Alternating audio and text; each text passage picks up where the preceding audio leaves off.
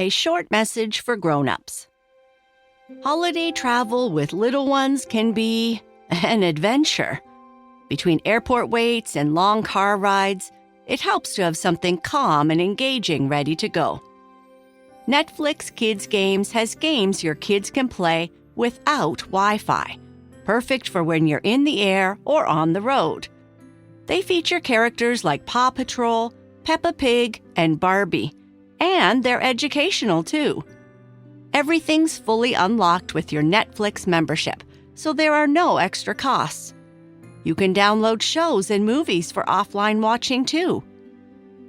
Visit netflixfamily.com/travel tips for more ways to make holiday travel easier on everyone.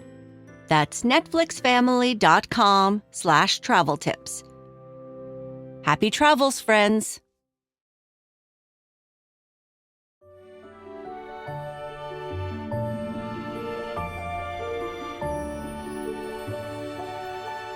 Hello, friends, and welcome to Sleep Tight Stories. Each week, we share a few shout-outs and birthday wishes for listeners who help support the show. It's a small way we say thank you, and it always makes us smile. We love our Addie girl so much and thank God for you every day. Happy birthday, sweet girl, and enjoy getting your ears pierced. Love Mommy, Daddy, and Ella. Happy 6th birthday to Hunter from Orlando, Florida. You're the coolest kid and we'll never stop loving you. Love Mom, Dad, and River. Happy 7th birthday to Will Considine of Alexandria, Virginia. Mommy, Daddy, and Nora love you very much. Happy birthday, Lila, with love from Linda and Jamie. And happy 7th birthday to Bruce from Alexandria, Virginia. You are such a fun and beautiful boy, and I am so lucky to be your mommy. Love you. Happy birthday to you all, and thank you for supporting the show. If you'd like to support our podcast and enjoy ad-free episodes, unlock bonus stories, and so much more, you can join Sleep Tight Premium. Subscribe in just 2 taps via the link in the show notes. Now, on to our story.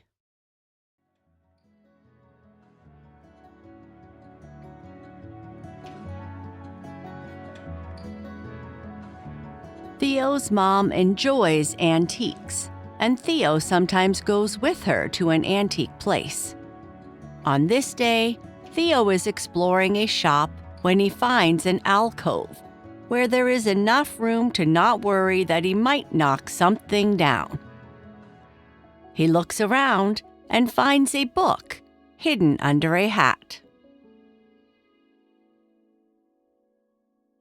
The Book of Whatever You Want. Theo's dad was in the garage, pulling out tools that looked like they'd been underwater for a year. "You want to help me fix the toilet, bud?" he asked. But the way he said it, all cheerful and fake, made Theo pretty sure this wasn't going to go well. "Mom's going to that antique place," Theo said. His dad nodded, looking relieved. "Yeah, okay, that's probably better." So that's how Theo ended up in the car for what felt like 300 hours, watching his mom hum along to songs he didn't know, driving to what she called a treasure hunt, and what Theo called a junky stuff shop. Jackie, his bestest friend, was probably playing video games right now. Jackie's mom didn't even have rules about screen time. Jackie could play whenever she wanted, which seemed like the most perfect life ever invented. Theo was only allowed to play when he was sick, and when he was sick, all he wanted to do was sleep. How completely unfair was that? The shop was called Timeless Findings, which didn't make any sense because weren't findings already timeless? Or wait, maybe that meant the findings were so old that they were before time? Theo wasn't sure. Science made more sense than words. "Don't break anything," his mom said as she pushed open the heavy door.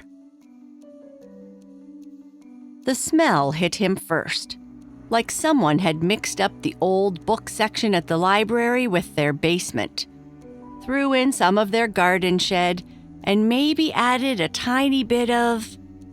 Theo sniffed. Cinnamon? Or dust that smelled like cinnamon? It was the kind of smell that got right inside your nose and stayed there forever. The shop was completely packed. Stuff everywhere, piled on top of other stuff, which was piled on top of even more stuff, all the way up to the ceiling. Maybe twice the height of his classroom, and there were things hanging from it on chains. Old lamps and a bicycle wheel, and what might have been a ship's bell. "I'll be over here looking at dishes," his mom said, which was exactly the kind of things moms said in antique shops. Theo nodded. He ran his hand along a wooden shelf as he walked past. The dust came off on his fingers, thick and soft, and underneath the wood felt smooth and cool. Everything in here felt cool, actually, like the building didn't believe in heat. There were narrow paths between all the piles, basically like a maze, and Theo followed one that seemed to go toward the back, or what he thought was the back. It was hard to tell. The paths twisted around, and the shop just kept going and going, maybe forever. He passed a stack of old typewriters. He pressed one of the keys, and it made a satisfying chunk sound. Next to them was this weird phone thing, except it didn't look like any phone Theo had ever seen. It was heavy and black, with a curly cord attached to it, and instead of buttons, it had a circle with holes in it and numbers. Theo spun the circle thing with his finger, and it made a whirring sound as it spun back. What was even the point of that? There were boxes of records nearby, the big black kind his uncle had in his basement. His uncle called them vinyls, like that was supposed to mean something special. Theo tilted his head to read the names on the covers, but he didn't recognize any of them. Someone sneezed somewhere in the shop, probably his mom, and it echoed weirdly, like the sound bounced off 100 different surfaces before it disappeared. The floorboards creaked under his feet. Every single step. Creak, creak, creak. Like the building wanted everyone to know where everyone else was. Further back, past a pile of old suitcases and a coat rack with about 15 jackets that smelled like rain, the light changed. Got brighter somehow, warmer. And the smell? It was different here. Less basement, more... Theo couldn't explain it. Just different. More alive, maybe? And that's when he saw the alcove. The alcove wasn't like the rest of the shop. For one thing, it had actual space. You could stand in the middle without worrying you'd knock over a tower of teacups or whatever. For another thing, it smelled like old paper and vanilla. Not fake vanilla like the candles his mom bought, but real vanilla, the kind that came in those skinny bottles his dad used for baking. And it was warm. The rest of the shop had been cold enough that Theo could see his breath. But here? Here it felt like someone had left a heater running. In the center was a round wooden table. the kind with carved legs that looked like they were supposed to be tree roots or something. On top of the table sat a pile of stuff that actually looked interesting. A brass telescope, small enough to fit in your hand, a magnifying glass with a handle wrapped in green leather, some kind of compass that had way too many needles, like at least 7, and a few other gadgets Theo didn't have names for, but definitely wanted to touch. Covering most of it was a hat, a ridiculous hat with a wide brim and feathers sticking out at weird angles and polka dots. Bright red polka dots on purple fabric. Who would even wear that? Under the hat, almost hidden, was a book. Now, Theo liked books fine. He read them, did the reading log thing for school, even enjoyed some of them. But he liked science more, because in science, you got to make things happen. Last month, he'd made a solution turn from blue to green to this amazing orange color, and it had bubbled up like a volcano. And okay, there was also that time he'd made green slime explode all over the laundry room, including on top of his mom's work clothes and all over the floor, which he'd had to clean up for like an hour. But still, science was where the real action happened. This book, though, something about it made him want to pick it up. He moved the hat carefully, setting it on the edge of the table where the feathers wouldn't get crushed. The book underneath was dark brown, almost black, and when he lifted it, the leather felt soft against his hands. Warm, too. Definitely warmer than everything else in the shop. Theo opened it slowly, half expecting the pages to crumble into dust or something. They didn't crumble, but they were blank. He turned the page. Blank. Another page, also blank. He flipped through faster. Every single page was just yellowish paper, worn smooth and thin, like it had been touched about 1,000,000 times. The edges were darker, almost brown, and some pages had little spots on them that might have been water damage or just age. Centuries of age, probably. What kind of silly book is this? Theo said out loud to no one. He started to close it, but something caught his eye on the first page. Text, in fancy printed letters, the kind that looked like they came from a really old printer, or maybe someone's careful handwriting. I'm a book about whatever you want.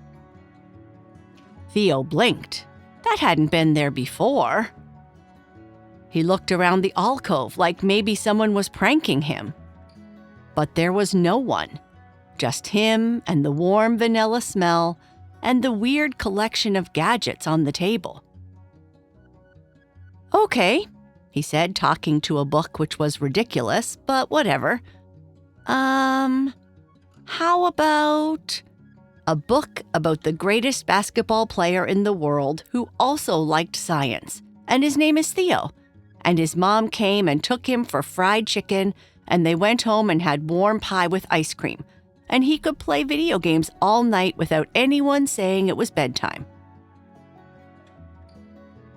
For a second, nothing happened. Then the page rippled, like someone had dropped water on it, except there was no water. The ripple spread out from the center, and where it passed, words appeared, and pictures. Actual illustrations in colors that looked hand-painted, blues and greens, and this really bright orange that reminded Theo of his favorite hoodie. The illustration showed a kid who looked exactly like him. Same messy hair that stuck up weird in the back. Same freckles on his nose. Same sneakers with the untied laces. The illustrated Theo was holding a basketball in one hand and a beaker full of bubbling green stuff in the other. And he was grinning like he'd just won the lottery. "Whoa," Theo whispered. He started reading. The story was about him, or the book version of him, scoring the winning basket in a championship game, and then immediately going to the science lab to discover a new element that made things float. His illustrated mom showed up with a bucket of fried chicken, the really good kind with the crispy coating, and they went home where an entire pie was waiting, still warm, with ice cream that never melted, no matter how long you took to eat it. At the end of the story, illustrated Theo played video games until sunrise, and no one told him to stop. Not once. Theo turned the page, but after that, the book was blank again. He flipped back. The story was still there with the pictures and everything. "Okay, but like," Theo said to the book, "can you do other stuff?" The text at the top shimmered like it was thinking, then settled back into the same message. "I'm a book about whatever you want." Theo spent the next few minutes testing the book with increasingly ridiculous requests. He asked for a story where he could fly, and got one where he had made wings of actual feathers that shed everywhere. He asked for a story where he was 8 feet tall, and got one where he kept bumping his head on door frames and couldn't fit in cars anymore, which seemed like it would actually be pretty annoying. He asked for a story where his dad was good at fixing things, and got one where his dad fixed the toilet perfectly, and then fixed every other thing in the house, and became so obsessed with fixing stuff that he started taking things apart, things that weren't even broken, just to see how they worked. Theo laughed at that one. That seemed about right. But then he just stopped. Held the book in his hands, feeling how warm the leather was, how the pages smelled like vanilla and old paper and something else he couldn't quite name. What did he actually want? Not the video game thing. I mean, yeah, it would be cool, but Jackie played video games all the time and she was always kind of bored. Like having unlimited access to something made it less fun or something. Not the basketball thing either. Theo was okay at basketball, but he didn't really care about being the greatest player in the world. He just loved playing. He looked at the blank page for a long time. "I want," he started and then stopped. "I want to understand why my mom likes these places so much. Why she calls it treasure hunting when it's just old stuff." The page rippled.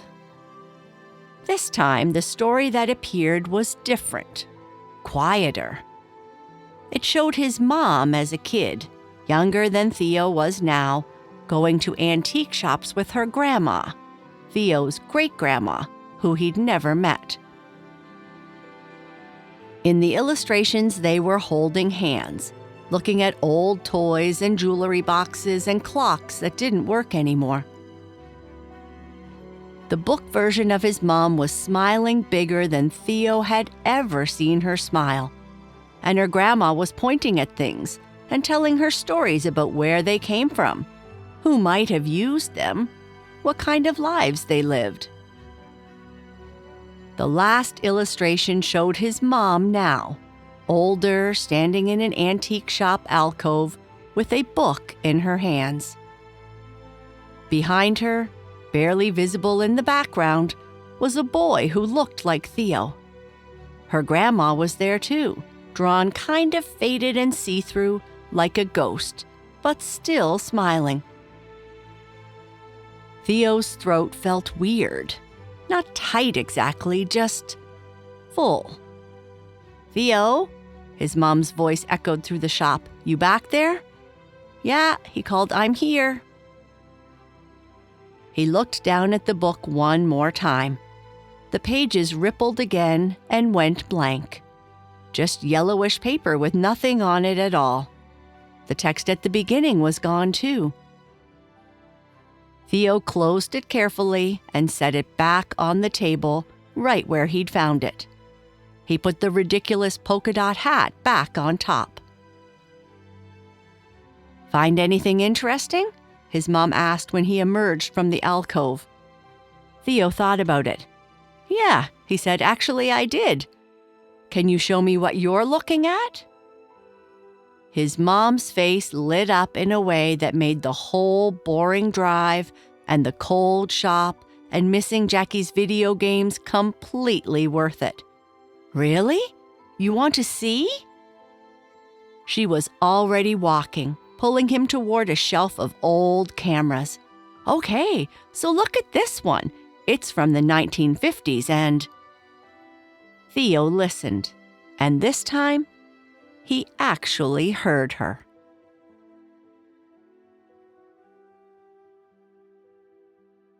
And that is the end of our story. Good night. Sleep tight.